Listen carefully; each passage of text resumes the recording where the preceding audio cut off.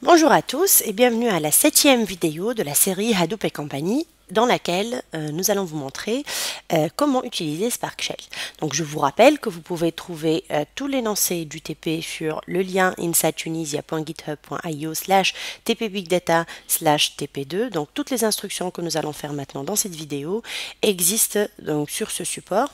Donc on pourra le regarder un petit peu rapidement. Donc ce support-là va ici vous décrire l'ensemble des étapes. Donc vous pouvez télécharger le contenu du TP sous forme de fichier PDF et puis vous pouvez trouver en fait une petite explication de Spark et ensuite l'ensemble des étapes nécessaires pour pouvoir réaliser le TP. Donc en fait pour chacun des petits rectangles qui existent là, vous pouvez copier le contenu de ce rectangle là pour pouvoir l'utiliser au lieu d'avoir à écrire tout le texte ou tout le code que je vais vous donner. Alors, nous allons reprendre en fait le cluster que nous avons montré la dernière fois, donc dans les vidéos précédentes qui parlent de Hadoop. Donc, je vous rappelle que nos clusters vont se trouver. Donc notre cluster, c'est-à-dire nos machines, vont se trouver sur votre Docker local. Donc nous avons créé 3 machines, donc une machine Hadoop Slave 2, une machine Hadoop Slave 1 et une machine Hadoop Master. Dans mon cas, elles sont encore en train de tourner, donc on pourra les exécuter, donc on pourra les lancer directement. Si vous ne trouvez pas vos machines grâce à Docker PS, c'est qu'elles existent en fait sur Docker PS -a, c'est-à-dire elles pourraient en fait ne pas être démarrées, mais elles pourraient être fermées. Et dans ce cas-là, vous pouvez les démarrer tout simplement avec Docker Start en donnant, donc Start uniquement, sans lever, en donnant l'ID du conteneur ici par exemple, comme ça. Donc là, vous avez la possibilité de démarrer n'importe quel conteneur qui est stoppé. Si vous ne trouvez toujours pas vos conteneurs, c'est que vous n'avez pas téléchargé l'image et donc je vous recommande de suivre les premières étapes d'installation qui existent dans le TP que je vous ai montré tout à l'heure. Alors, maintenant, ce que nous allons faire, c'est d'entrer dans le... donc de nous loguer en SSH sur le conteneur principal qui est le conteneur master pour pouvoir exécuter toutes les opérations dont nous avons besoin. Donc pour cela, je vous rappelle que la commande à faire est la suivante. Donc c'est docker exec-it, le nom de votre conteneur et le nom de l'opération que vous voulez exécuter sur votre conteneur, notamment bash. Donc nous voulons accéder à notre conteneur en exécutant, en manipulant le bash directement. Donc là on est dans le conteneur master. Donc pour pouvoir utiliser, en fait, réaliser le TP, ce que nous allons faire, c'est d'abord lancer Hadoop. Donc donc il y a un fichier SH qui est fourni pour vous. Donc si vous êtes curieux, on peut voir le contenu du fichier SH, Start Hadoop. Donc là, tout simplement, il va démarrer DFS, donc c'est HDFS, Hadoop DFS, et il va démarrer YARN qui va s'occuper de la gestion des ressources. Donc ce que nous allons faire, c'est lancer ce fichier-là. Et ça va se charger de nous démarrer l'ensemble des processus nécessaires pour pouvoir utiliser HDFS. Alors par rapport à Spark, on n'a pas besoin de lancer des démons qui tournent en continu. En fait, Spark, c'est un ensemble d'API qu'on va appeler au besoin. Pas besoin. Alors pour pouvoir afficher l'ensemble des jobs et vérifier que tout a bien été démarré, on peut exécuter la fonction, la commande JPS. Donc c'est Java PS, hein, donc montrer la liste des processus Java.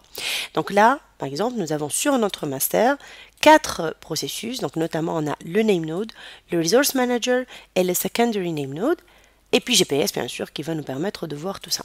Alors, on peut voir aussi, ce qui pourrait être intéressant, c'est de voir également ce qui se trouve dans les conteneurs esclaves. Parce qu'en lançant Hadoop, bien entendu, il a été lancé non seulement sur le maître, mais également sur l'esclave. Donc si on va, en fait, on va faire la même chose, docker exec -it. Alors là, on va aller voir, par exemple, le Hadoop Slave 1. et puis on va exécuter JPS dessus pour voir quels sont les processus qui tournent. Là, on remarque par exemple qu'on a deux processus principaux qui sont le Node Manager et le Data Node. D'accord? Donc, par rapport au premier esclave, nous avons, donc au premier data node, nous avons besoin de deux nœuds, donc de deux processus principaux qui sont le data node et le node manager qui vont s'occuper de ça. Là, vous remarquez que là, on a plutôt le name node, donc notre master et le name node, le resource manager et le secondary name node parce que nous n'avons pas créé de machine qui va représenter ce nœud secondaire. Bien, alors, nous allons maintenant lancer Spark Shell et puis le tester. Donc la première chose pour pouvoir le tester, c'est qu'on va créer un fichier qui s'appelle file.txt. Alors pour créer ce fichier, nous allons utiliser la commande. Alors, quelle commande est-ce qu'on peut utiliser? Je ne sais pas s'il y en a Vim qui est installé. Non, Vim n'est pas installé. VI, non. Alors, ce que nous allons faire, c'est... alors, nous allons d'abord créer le fichier. Donc, on va faire touch file.txt. Donc, si on fait ls, on devrait trouver le nouveau fichier file.txt qui est créé. Il est là.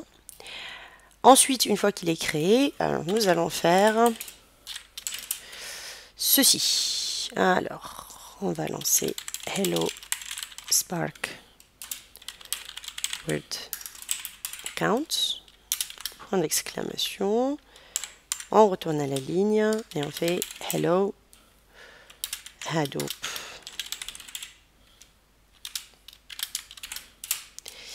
Et on va copier cela dans le fichier file.txt.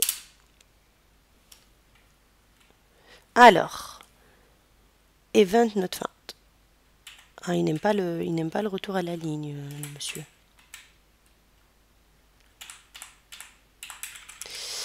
Alors, comment est-ce qu'on peut faire ça? Alors, est-ce que Nano est installé? Bien sûr que non. Alors, qu'est-ce qu'on va faire? On va faire... on va les faire ligne par ligne. Hein.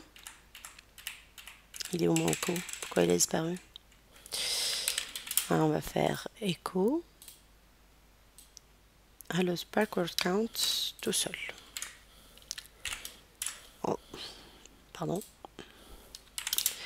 On va copier ça dans file.txt.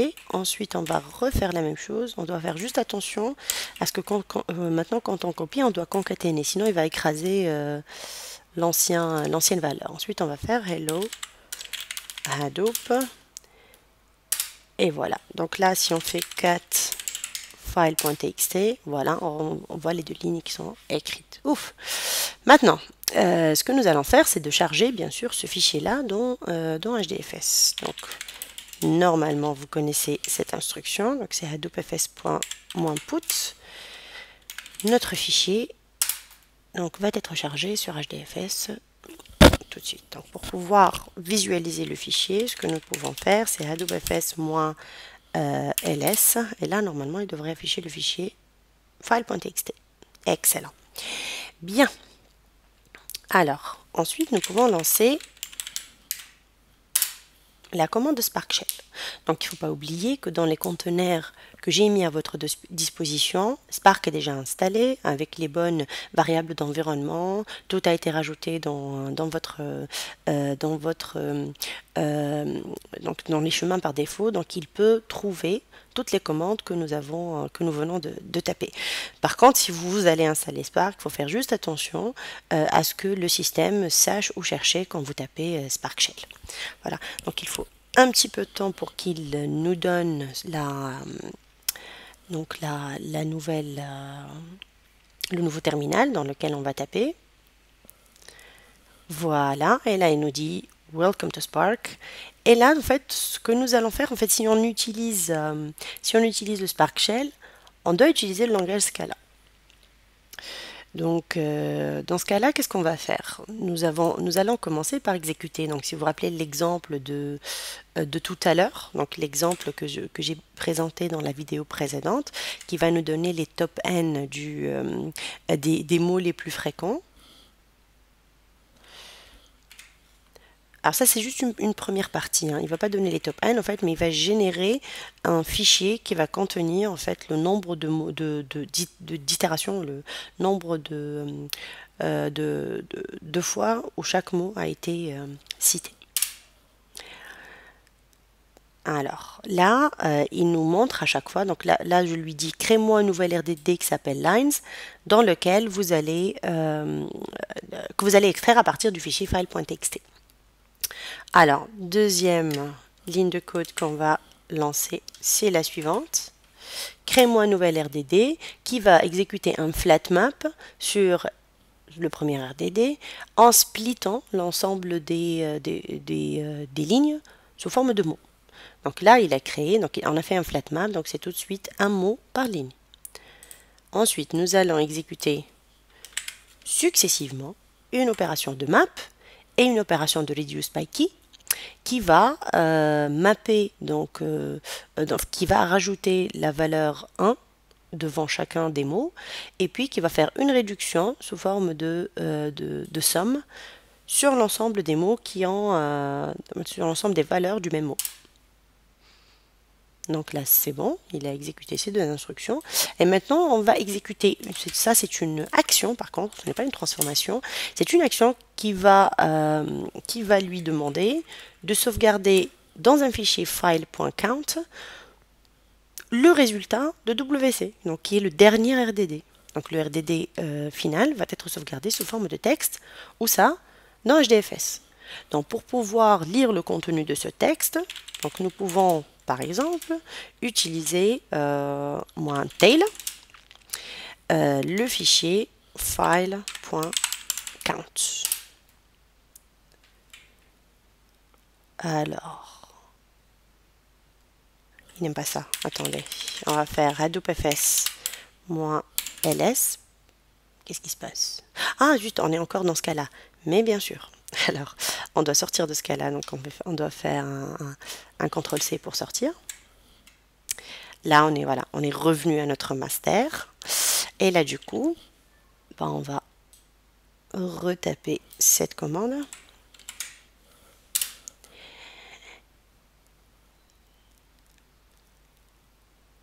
Alors, ah oui, file.count, bien sûr, c'est un répertoire. Donc, on va d'abord aller voir hadoop fs -ls file.count. On va d'abord voir ce qui existe dans ce répertoire. Normalement, on devrait trouver le fichier part. Voilà, on a deux fichiers, part 0 et part 1. Donc, on va retaper cela en faisant file.count / part-1, 2, 3, 4, 5.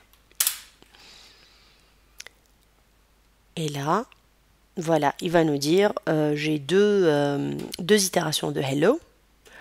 Et dans le part 1,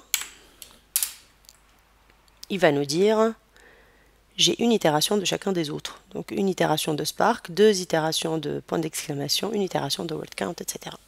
Donc là, vous pouvez vous amuser à tester un peu les autres transformations et actions que nous avons montrées dans l'exemple précédent pour voir si vous pouvez extraire les top n donc de ce